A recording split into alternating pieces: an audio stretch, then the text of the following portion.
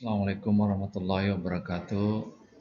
Syukur alhamdulillah kita tidak bosan-bosannya panjatkan kehadirat Allah Subhanahu wa taala, yang mana di dalam pertemuan kita yang kesekian kalinya, lebih khusus di dalam pembelajaran kita tentang konstruksi dan stabilitas kapal yang diperuntukkan kepada para perwira siswa ATT tingkat 3 dimanapun Anda berada dan dalam kondisi apapun. Mudah-mudahan oleh Allah Subhanahu wa taala, Tuhan yang Maha Kuasa, melindungi kita semua, memudahkan dan melancarkan urusan kita, dan memberikan kepada kita keberkahan baik di dunia maupun di akhirat. Baik para perwira siswa yang saya banggakan, pada pertemuan kita yang kesekian kalinya ini, tibalah kita pada pembelajaran tentang fighting ship, atau lebih khusus perlengkapan-perlengkapan yang menyangkut hal-hal yang nanti akan kita bicarakan di dalam pembahasan kita ini. Kalau kita berbicara tentang fighting kapal, tentu kita berbicara tentang keseluruhan tipe dan jenis kapal. Tentu kalau kita melihat pada slide gambar ini, sangat banyaklah tipe dan jenis kapal yang sekarang beroperasi di lautan atau di perairan-perairan tertentu. Baik, ketika kita berbicara tentang fighting ship, secara definisi, fighting ship adalah perlengkapan kapal merujuk pada semua peralatan dan bahan yang diperlukan untuk menjalankan, memelihara, dan mengoperasikan kapal. Perlengkapan kapal sangat penting untuk menjamin keselamatan, kenyamanan, dan efektivitas dalam operasi kapal. Berikut adalah beberapa contoh perlengkapan kapal yang umum. Ada kadang-kadang perlengkapan kapal kita ketahui perlengkapan keselamatan, perlengkapan navigasi, perlengkapan kerja, baik di dek maupun di kamar mesin. Yang pertama adalah perlengkapan navigasi dan komunikasi.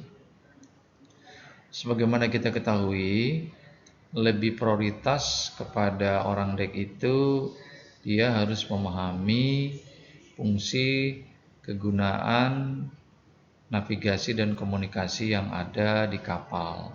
Secara garis besar, navigasi dan komunikasi itu terbagi di dalam beberapa hal. Yang pertama adalah kompas atau pedoman. Kompas atau pedoman digunakan untuk menentukan arah kapal. Yang kedua adalah radar. Radar digunakan untuk memantau objek di sekitar kapal dan membantu dalam navigasi. Radar juga lebih diperuntukkan untuk bahaya-bahaya navigasi seperti tubrukan. Cara fungsi radar lebih mengacu untuk hal-hal ketika kita masuk alur pelayaran sempit, alur pelayaran ramai, keluar masuk sandar, berlabuh dan lepas labuh. Ketiga adalah GPS. GPS singkatan adalah Global Position System, menentukan posisi kapal dengan akurasi tinggi. Yang keempat adalah EIPB, Emergency Indicating Radio Beacon, digunakan dalam situasi darurat untuk mengirim sinyal bantuan dan menunjukkan posisi kapal. Kelima, radio komunikasi. Tujuannya untuk berkomunikasi dengan kapal lain, stasiun pantai, dan otoritas maritim. Sebagiannya juga mungkin orang mesin. Kadang-kadang orang mesin juga perlu tahu beberapa hal yang menyangkut peralatan navigasi dan peralatan komunikasi. Sehingga sering saya melihat juga kadang-kadang ada beberapa perwira mesin juga yang senang ke anjungan. Ya, karena sering ke anjungan, jadi lama-kelamaan dia juga pasti familiar dengan benda-benda yang ada di bridge atau di anjungan kapal itu sendiri. Ini adalah beberapa gambar atau contoh alat-alat komunikasi dan alat-alat navigasi yang mungkin secara umum teman-teman para program mesin juga sudah mengetahui dan sudah paham, karena seringnya teman-teman para program mesin naik ke anjungan entah dengan alasan ingin mencari sinyal, walaupun dengan alasan juga terkadang juga ingin mengetahui sudah sejauh mana perjalanan kita dan berapa lama kita akan tiba. Minimal ini adalah gambaran secara umum, ini adalah radio yang berfungsi untuk komunikasi. Ini beberapa peralatan, ada radar, ada echo sounder, ada GPS, dan ini adalah ECDIS.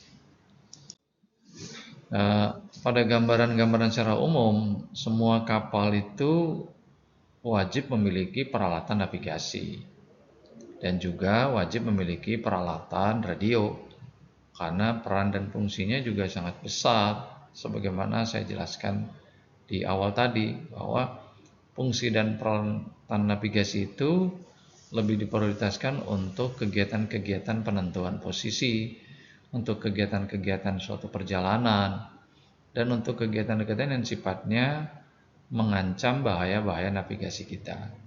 Radio juga memiliki peran yang sangat penting juga karena kaitannya dalam komunikasi.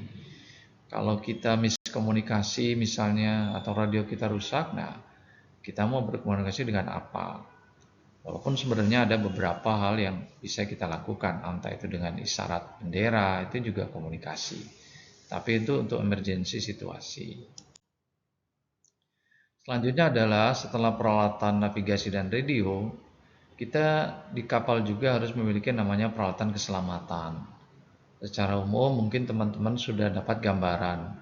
Ada namanya life jacket, ada namanya life buoy, ada namanya life raft, ada namanya peralatan-peralatan kebakaran, alarm-alarm kebakaran, dan peralatan-peralatan senter atau flare, yang mana mungkin teman-teman sudah familiar ketika mengambil beberapa sertifikat-sertifikat keahlian seperti BST, SCRB, AFF, dan sertifikat-sertifikat yang lebih mengacu kepada peralatan-peralatan keselamatan yang ada di kapal. Walaupun terkadang tipe dan jenis kapal besar dan kecilnya juga berpengaruh. Seperti kapal-kapal takbut, setahu saya dia tidak memiliki skoci, lebih cenderung kepada life raft. Tapi kalau untuk kapal-kapal besar, khususnya passenger, cruise, dia pasti memiliki skoci. Ketika kita mengetahui tentang peralatan kapal, maka kita juga perlu yang namanya perawatan dan perbaikan. Satu, alat dan peralatan kerja atau istilah tukang, termasuk peralatan perkakas, peralatan pengelasan, dan peralatan perbaikan lainnya. Spare part, bagian-bagian pengganti untuk peralatan dan mesin kapal. Tiga adalah bahan pembersih digunakan membersihkan kapal dan perawatan. Seperti gambar ini, kita melihat beberapa ilustrasi tentang peralatan-peralatan yang ada di kapal. Orang mesin tentu dengan peralatan kerjanya sendiri, orang dek juga dengan peralatannya sendiri, yang mana tujuannya untuk keberlangsungan sebuah perjalanan suatu kapal. Karena semakin sering kapal itu dirawat, semakin sering itu mesin dirawat, maka semakin awetlah suatu perjalanan. Selanjutnya adalah perlengkapan dapur, atau yang kita lebih sering perlengkapan masak atau rumah tangga sih sebenarnya. Pertama adalah kasur, bantal, dan perlengkapan tidur untuk memberikan kenyamanan kepada awak kapal. Hal ini juga berhubungan dengan yang namanya akomodasi. Seringkali orang bertanya, bagaimana akomodasi di kapal? Karena kalau kapal-kapal kecil itu lebih cenderung akomodasinya juga lebih sederhana, luas kamarnya, peralatan yang ada. Tapi bagi kapal-kapal besar, akomodasi tentu disesuaikan dengan kenyamanan suatu kru, dengan ruang lingkup perjalanan yang mungkin membutuhkan akomodasi yang lebih lengkap. Bahkan ada juga kapal yang memang tidak memiliki sarana dan prasarana tidur, sehingga kadang-kadang ya mereka mau tidak mau disiapkan mes atau tempat nginap di darat untuk rentang waktu tertentu. Selanjutnya adalah peralatan penyelamatan. Pertama adalah pompa air, yang kedua jangkar, yang ketiga kendali kapal. Digunakan untuk mengeluarkan air dari kapal, digunakan untuk menjaga kapal tetap berada di posisi saat berlabuh, termasuk kemudi kapal dan sistem kontrol untuk mengendalikan pergerakan kapal. Tibalah kita pada kesimpulan pada pembelajaran kita kali ini, ya. Ini hanyalah beberapa contoh perlengkapan kapal yang umum. Namun perlengkapan kapal akan berbeda tergantung pada jenis kapal. Misalnya kapal kargo, kapal penumpang, kapal perikanan, atau kapal perang.